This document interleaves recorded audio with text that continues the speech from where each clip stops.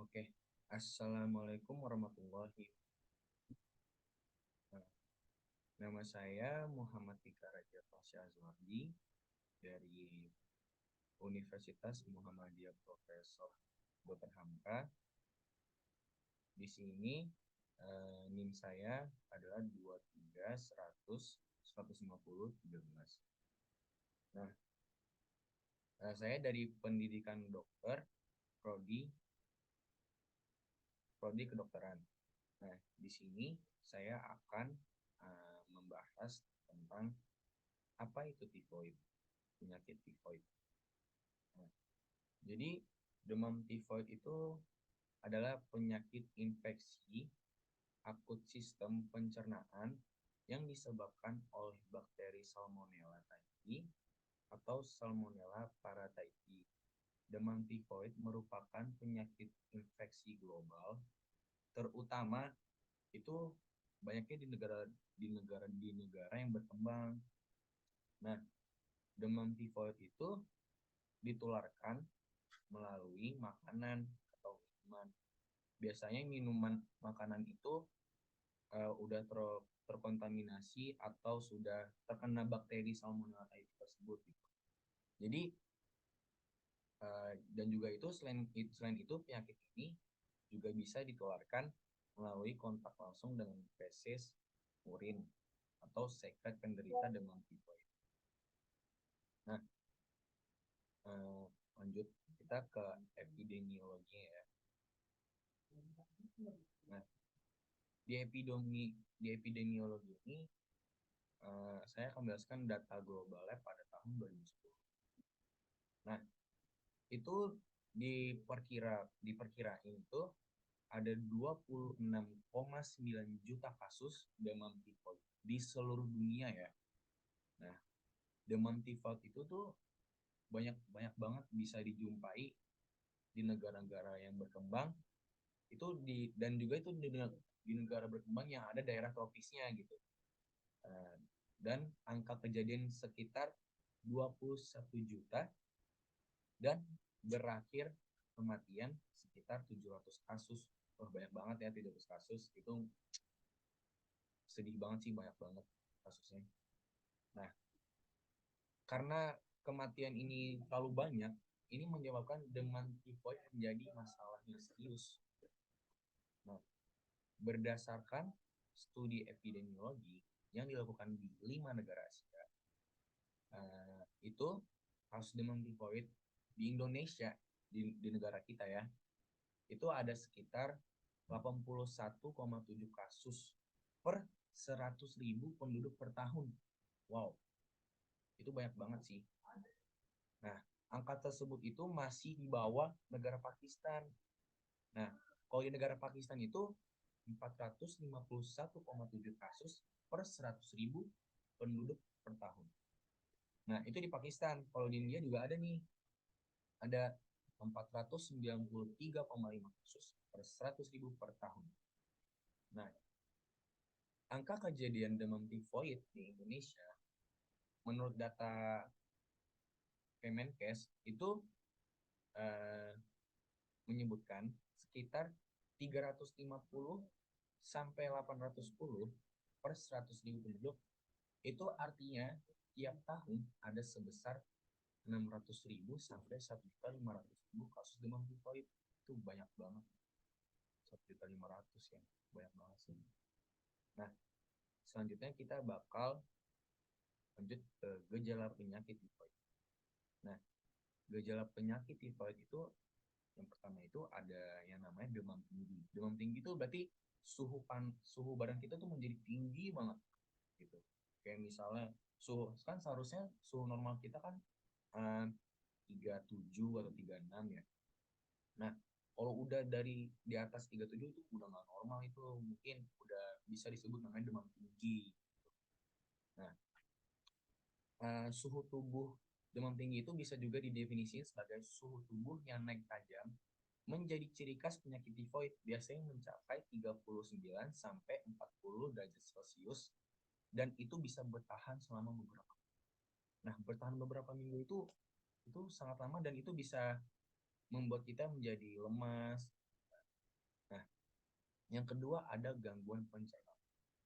Nah, munculnya diare atau sembelit, mual, muntah, dan perut kembung adalah tanda-tanda umum yang sering ditemui pada penderita tifoid. Nah, diare itu, sembelit, mual, muntah itu ternyata termasuk gejala tifoid ya. Nah, terus yang ketiga ada kelemahan dan kehilangan nafsu makan nih. Nah, kehilangan nafsu makan itu bisa mengganggu kualitas hidup selama terjangkit penyakit ini. Nah, terus ada yang namanya bakteri Salmonella. Nah, di sini kan kan dibilang kalau kalau penyakit tifoid ini dari Salmonella typhi. Nah, aku akan menjelaskan Salmonella typhi itu.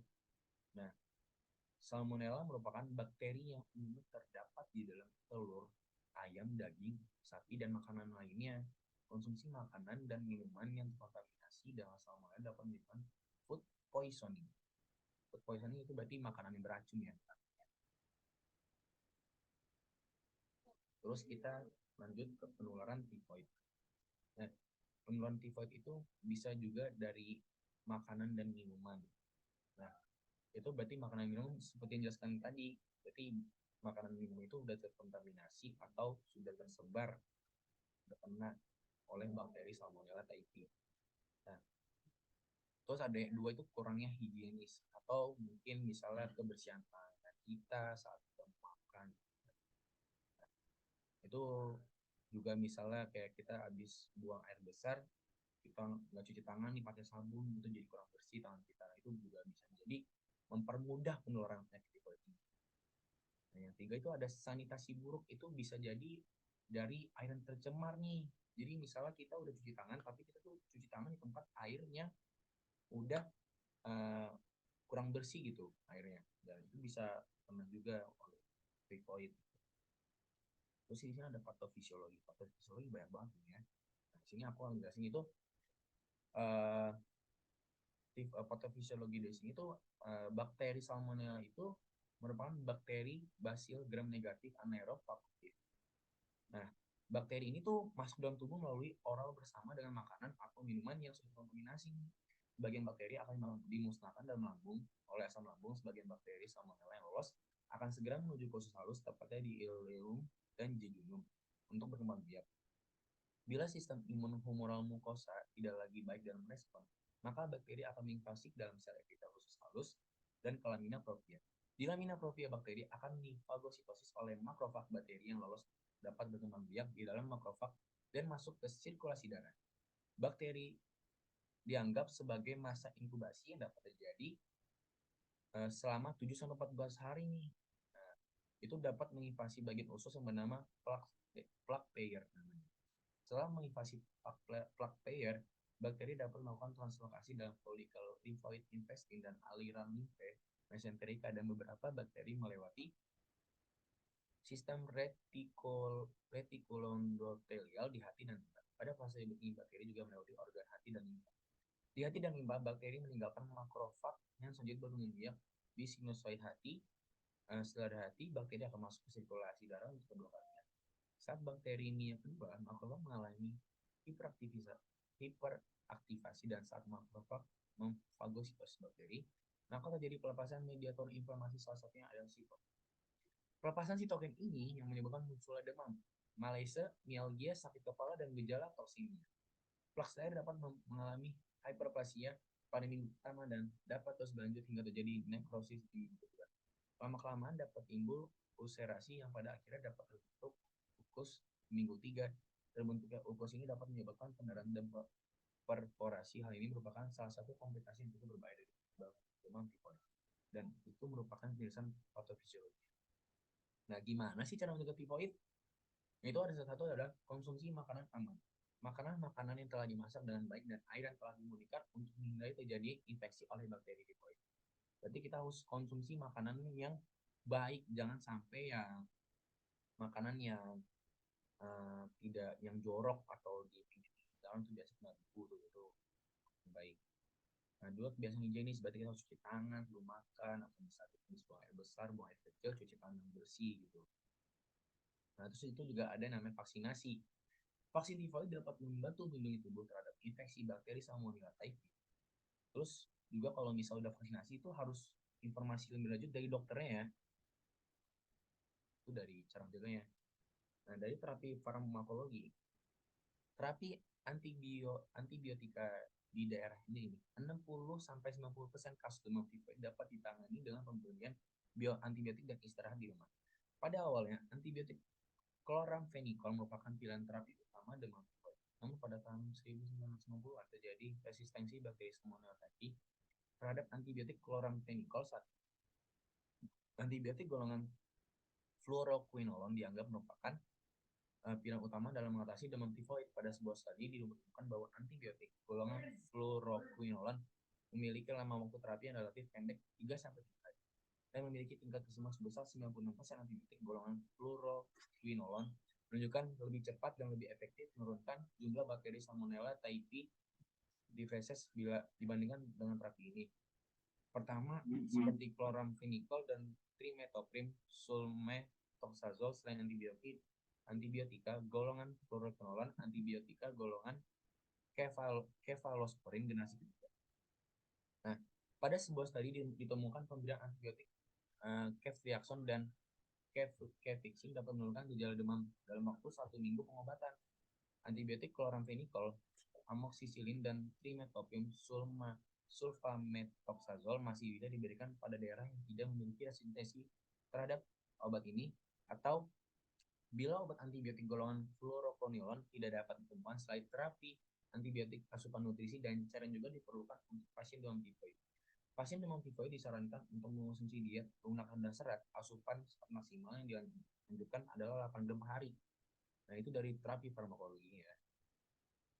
Selanjutnya ada pengobatan penyakit tifoid. Itu ada namanya antibiotik. Nah, antibiotik itu adalah pengobatan utama untuk penyakit tifoid dan dokter akan berdasarkan jenis antibiotik yang sesuai dengan keparahan infeksi. Nah, itu juga ada rehidrasi, itu namanya kehilangan cairan banyak. Nah, itu harus segera diatasi mengonsumsi cairan dengan cairan dan elektrolit yang cukup. Yang selanjutnya ada penanganan kalau penanganan adalah satu, menjaga kebutuhan cairan dan elektrolit, 2, pemberian antibiotik, 3, istirahat yang cukup, 4, makanan yang mudah dicerna dan tidak terlalu berat, 5, pengobatan simptomatik. Misalnya itu buat pereda demam dan pindah rasa sakit. Nah, yang itu ada perawatan. Nah, perawatan itu gimana sih? Maksudnya, pasien dengan gejala berat harus dirawat di rumah sakit. Selama perawatan di rumah sakit, pasien harus minum cairan intravena dan antibiotik. Jika terdapat komplikasi, perlu ditangani sesuai dengan kondisi pada pasien tersebut. Pencegahan dan pemantauan juga perlu dilakukan sehingga dapat mengurangi angka kambuh pada pasien telah sembuh serta menurunkan risiko penularan perawatan. Itu perawatan dari tifoid. Nah, kesimpulan itu adalah jadi demam tifoid merupakan infeksi saluran pencernaan disebabkan oleh bakteri Salmonella typhi. Demam tifoid umumnya tidak memiliki gejala spesifik dan pemeriksaan kultur merupakan pemeriksaan gold standar. Demam tifoid berkaitan erat dengan sanitasi yang buruk. Pilihan antibiotik untuk demam tifoid adalah golongan dari fluoroquinolone. Nah, itulah penjelasan dari saya tentang demam tifoid. Nah, sekian dari saya, kurang lebih mohon maaf. Wassalamualaikum warahmatullahi wabarakatuh.